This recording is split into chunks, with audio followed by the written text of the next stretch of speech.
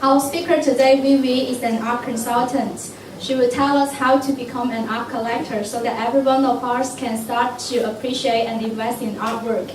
At the end of the talk, we will have a small game and we will need to divide you guys into groups. Now, let's give the stage to Vivi and enjoy her talk. Thank you very much for Marketing Salon to have me here. I'm very happy to share some of my ideas and opinions on collecting art with you today. So first, I just introduce myself. My name is Vivi He Ying, and I work as art director for Edge Gallery in Hong Kong, and I'm also doing some consulting work for some local auction house. First, I will share with you a few slides with some artwork. So for you to get some idea. So it's mostly about Chinese art, including like ceramics, oil paintings, Chinese ink paintings. So there will be 5 of them. So for you to get a general idea. So this is a Song Bingyao vase. This is one of the famous, Chinese contemporary ink artists. His name is Li Jing, and because he's originally from Tianjin, he is getting very popular in the recent years because this kind of style of ink painting presents a contemporary literary spirit. It means like a kind of spirit related with Chinese scholars. This is a Qianlong period Qing Dynasty pot. This is another contemporary ink artist. His name is Tai Xiangzhou. Similar to Li Jing, his work is normally draw the a feeling of a contemporary scholar. So what you say, this is what we call scholar's rock. And this is a young Chinese artist Lu Xi, and this is one of her signature work. She is now in her early 30s, so maybe some of you will, when you look at this piece, it will draw some of your memories of your childhood. So first, I will share with you a few exciting news happened in the art market recently. A few weeks before, there is a Sotheby's auction in Hong Kong. So there is a Ming Chen Hua chicken cup, ceramic chicken cup, which we call Dou Cai, was sold for more than 281 million Hong Kong dollars. And a Shanghai collector, Liu Yiqian, bought it. But last time when this chicken cup showed on the market in 1999, the price was around 29 million Hong Kong dollar. But in the 70s, when this chicken cup also showed up in an auction, it was sold for around 10,000 pounds that time. And there is also another record happened for Zhang Xiaogang's painting, and it was sold for more than 12 million US dollar. So it is about like around 19 million Hong Kong dollar. So this piece, it is also a new record for Zhang Xiaogang.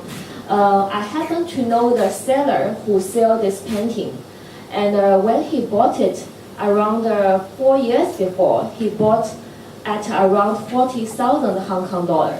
But that time is already a new record for Zhang Xiaogang work.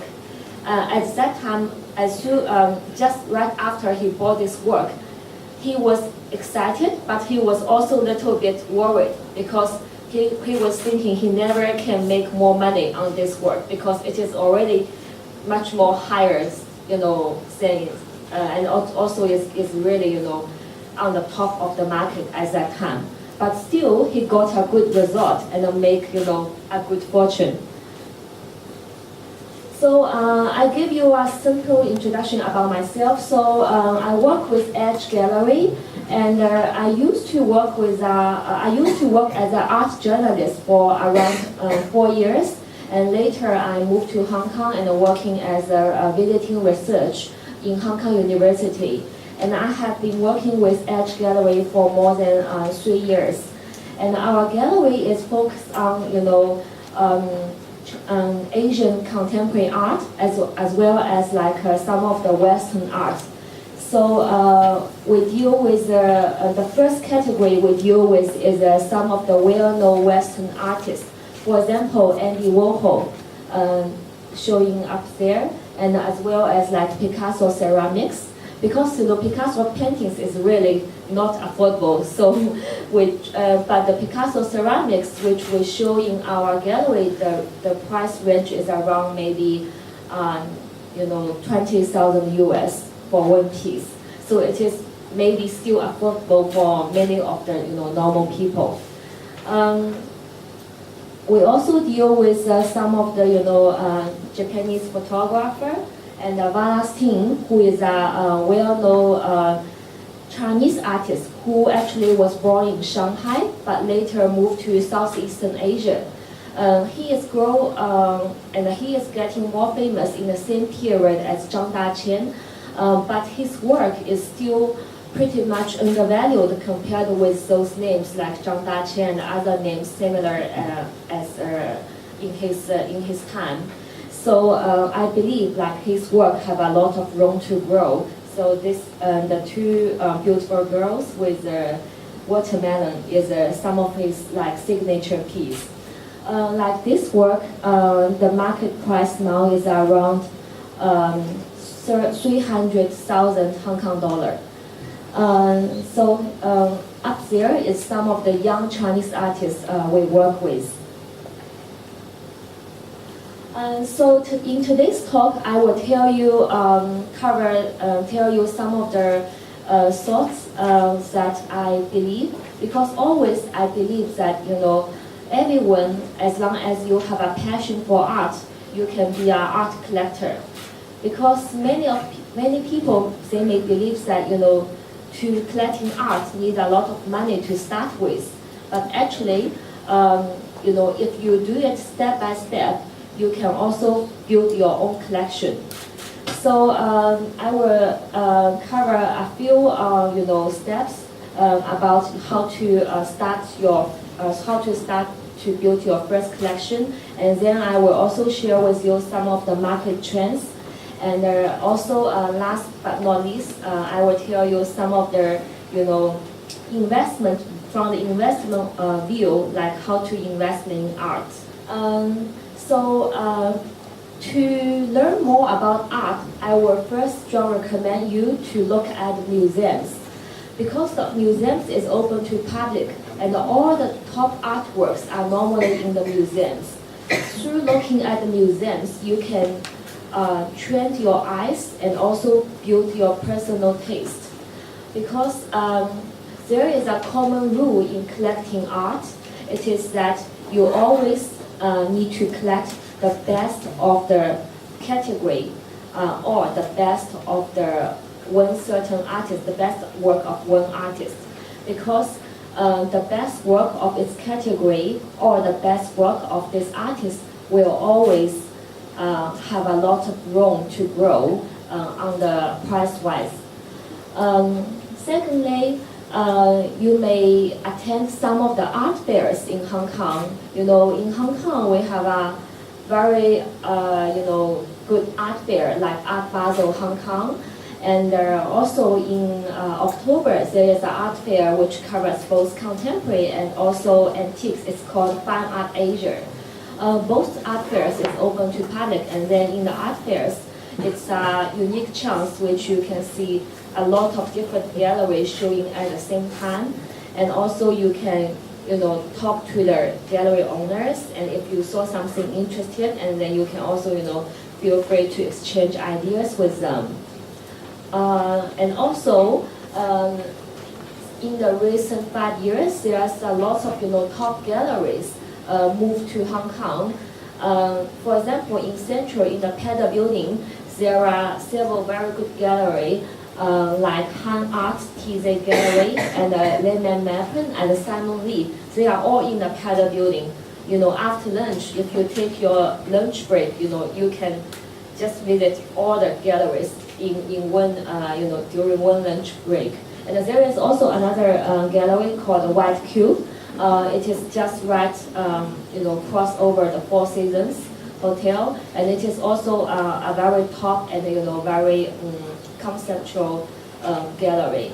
Of course, you are welcome to visit, the gallery I work with, Edge Gallery, and it is located in Happy Valley.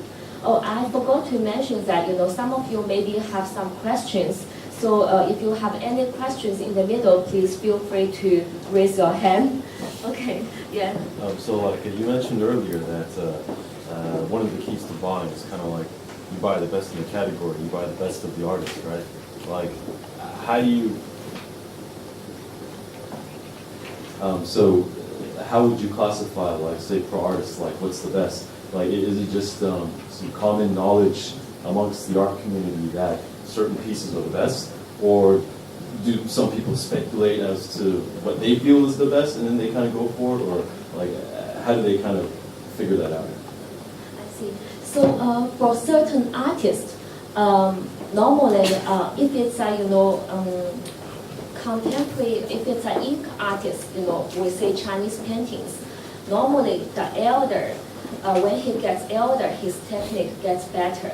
So, and also during his lifetime, there may be several waves, maybe in his 50s, in his 60s, or in his maybe 80s. For example, Zhang Daqian, when he is, in his 50s, his eyesight is really good, so he did several very nice work, which is like very detailed drawing related with the Mo Gaopu Buddhism art. But when he gets old, his eyesight is not so good, so he changed his style to more abstract, which we call like more colorful, like Huocai style. So in his 80s, he's another high wave of his, art life. So, normally for the ink artist, the more start from his late 40s to after, he will have several high waves of his art life. And during that high point of his life, his bigger works are normally more important. First is the size, and also is the exhibition record, because some of the artwork, maybe they have very important exhibition record. For example, they have been exhibited in some like national level museum, or they have been, collected by some very well-known collector before. So both the exhibition record and the collecting record, it will add value to the artwork. So for the oil paintings, it is slightly different because, normally, I think if we look at Zheng Banzhi, who also break his auction record, I think last year, his best work, I think, till now is in his 40s. So I think normally the oil painters, if they are really good in technique, also they are really good, good works, normally they will come to their peak around his late 40s to 50s. So normally during that period, their work is really good. And also if that work is especially in a big size and also have a very good exhibition record, it will also add a lot of value. For example, the Zhang Xiaogang work, which I showed before, some of you maybe you can see. So the Zhang Xiaogang work is always very similar, like three very pale face and dressed a little bit like Cultural Revolution style. But that work was specially produced for the Venice Biennale. So Venice Biennale, so it was exhibiting there, and also it did exhibition tour after that. So it is like a landmark for the artist. So this work makes very unique and important for Zhang Xiaogang. So if we're talking to like some of the other category, for example, like ceramics or jade, so you you will need to also look at this certain category. So people will know in Ming Dynasty, the Chenhua period is the top, ceramic in the Ming Dynasty. So that's why the chicken cup is so expensive. So normally we can look in this way. So after you visit, all these museums, art fairs, galleries, maybe you will feel some of the artworks, talks to you, or you have more feeling about it. So in this way, you can, look into this kind of artwork, and maybe this is suitable for your own collection. So to start with your own collection, I will suggest you to maybe exchange ideas with gallery owners as well like curators and also like art advisors like me. Why I need to do that is because these people, they are inside the art market, and they will have many inside information about the artist or about this artwork, and they will if they are professional enough or they have enough years around them, they maybe can tell you what the artist will grow in the future 5 years. So I think after you know what kind of art you like, you can exchange more ideas with the professionals in the art field, and then if you saw something really like, and then you can start from that. Now I will give you some of the tips on collecting art. I know that many of you are in the finance field, and in the stock market there is a term called front running. It means you got the inside information and then you can run in before the market. It is normally illegal in the finance market, I believe, but it is legal in the art world.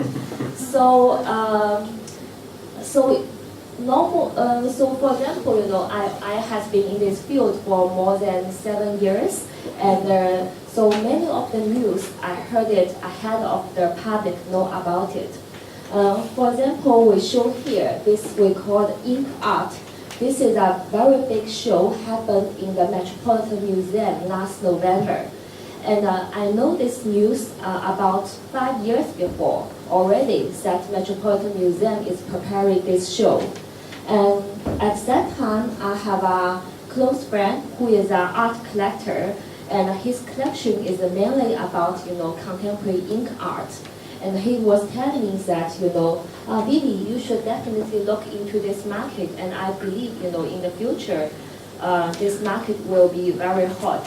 So I keep this in mind, and I also doing more research, and then I figure out this is really coming up in the recent few years. Actually, before the Metropolitan Show, Sotheby's and Christie's, these two important auction houses, they already did 4 important private sales on contemporary ink around 2 years before. So if you know these trends like 5 years before and start to look into some of the artists in this field, and if you will know who will be covered in this Metropolitan Show, and then you will be front running, and then normally their works will grow a lot of value after the show. Because if an artist, normally we have 2 ways to value the artist. First is the auction record. So he need to have good record in the top auction house like Sotheby's or Christie's. Second, he need to be recognized by the academic world. It means his work be shown in the important museums, or his work has collected in the important museums. Like this cover is Zhang Huan. He is a Chinese artist, and his work is a very wide range, like including performance, paintings and ink art. But this time they are especially showing his photography, but kind of have a ink art feeling. And what you saw there, the 3 big piece is by Qiu Zhijie. It is a Hangzhou artist. And the 3 piece here, it is a very important ink artist called Gu Wenda. He is originally from Shanghai and also studied in in Chinese fine art university in Hangzhou and lived between New York and Shanghai. I will also share you an interesting story about what happened around me. Like this friend I mentioned, he is a collector focused on Chinese contemporary ink. Recently, he sold his whole collection, around 100 pieces, to a very important world-level collector. I cannot disclose his name here, but this collector is someone everyone know about it. So he sold his work for around more than 32 million Hong Kong dollars. And so I was asking him, how much is your investment return? He told me, I don't really exactly remember, how much I bought, but I can tell you it is mission impossible, because he used to work as a hedge fund manager in Wall Street, and he told me most of the artworks, the investment return is around 50 times. And some of the artwork, the investment return is around 100 times. And his collection, he started around 90s. So he built his collection mostly in the time from 90s to early 2000. Yeah, I got a question. You say that this contemporary ink is starting collecting from the 90s. Why he's starting to do that in the 90s? What's the signal for him to?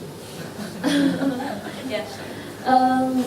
I think he's, normally all the collectors, no matter how much big investment returns they can make in the future, normally they still start with their love and passion, because his taste is that he always interested in abstract, and his interest in Chinese art.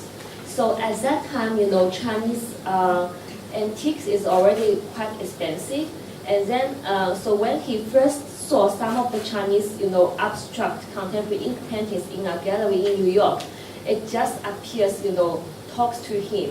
So he, without even speak to the gallery owner, he don't even speak anything. He just said to the owner that I will buy this piece. So starting from that, he has an idea to build a collection related with the abstract Chinese contemporary ink. What I will mention is that normally if you buy a piece one by one, if you can build a system of your collection which sort of in the same taste or in the same tone, the total value will be much more bigger. I mean, it is like 1 + 1 is more than 2. So similar to this, to my friend, this collector. So he his taste is in this field. So he always look into all the artists that he believe fit into this taste. So somehow he got the total artists he covered is around 30 artists. But some of the artists actually normally their work is not so abstract. But if you saw his work in his collection, is all fit in the same tone. So I think this is also one of the reasons this bigger world-class collector buy my friend's whole collection, because he feel the whole collection has a system and it's also present all the important the ink artists during that period. So maybe he also have a similar taste. Yeah. Yeah. So just come back to the suggestion that you should talk to the art gallery. If at the 90s he found that okay, I like this thing, the art speaks to me. But if at that time he actually talked to somebody, they might not say, okay, I'm not sure about the investment value for this yet. Would that be a common response at that time? I mean, because I know him quite well, I know personally when he buy his first piece, he wasn't really think of his investment return. And actually, he was buying it from very good gallery, and the price he's paying it was it's almost around 2 times as the market price if he can buy that painting in China. So after he bought that work, of course, he do more research. And then only around early 2000, he was retired. Then he has more chance to travel to China. And starting from that time, he got more, connected to more different galleries. So he has a more wide choice. So in his later collection, he's been able to compare price with, different source. And also, I also, work with him, like give some advice. So I also, recommend, some of the artists, and then he can compare, to get the best price with the artist. So, so I think, of course, after he bought the first piece, he's thinking more about, build as a collection and also doing some investment. And then he's doing more research on the, auction record, and also as well as, compare price with in China and in US. So, I mean, this is his experience. So, in the Metropolitan Museum, the ink art show is not just about ink. It covers four different kind of ink art.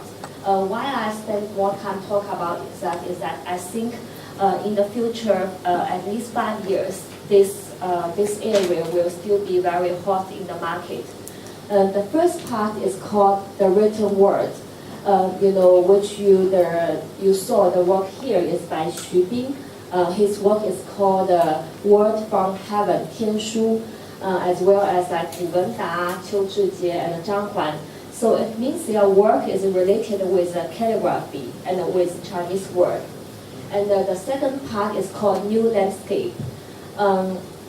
So this kind of work is still like ink on paper, but it is not like the traditional Chinese classic paintings, just like some mountains and rivers.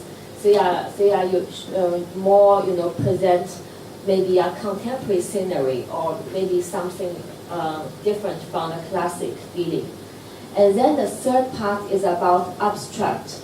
For example, Wang Dongling and Zhang Yu, like the work showed here. My friend's collection, his piece is in this kind of field, like abstract contemporary ink. And the fourth part, it is also, I happen to have a chance to talk to the curator of the Metropolitan Museum, and he says that he wants to extend the boundary of the ink art. So the fourth part he put is called Beyond Brush. It means those artworks has a feeling of ink, or during the production of that artwork, he used some kind of traditional method of brush or ink. For example, like the cover you saw, Zhang Huan, he was doing some calligraphy on his face, and then he make a photo. So actually that work is a photography work, but it is also included in the Metropolitan Museum show.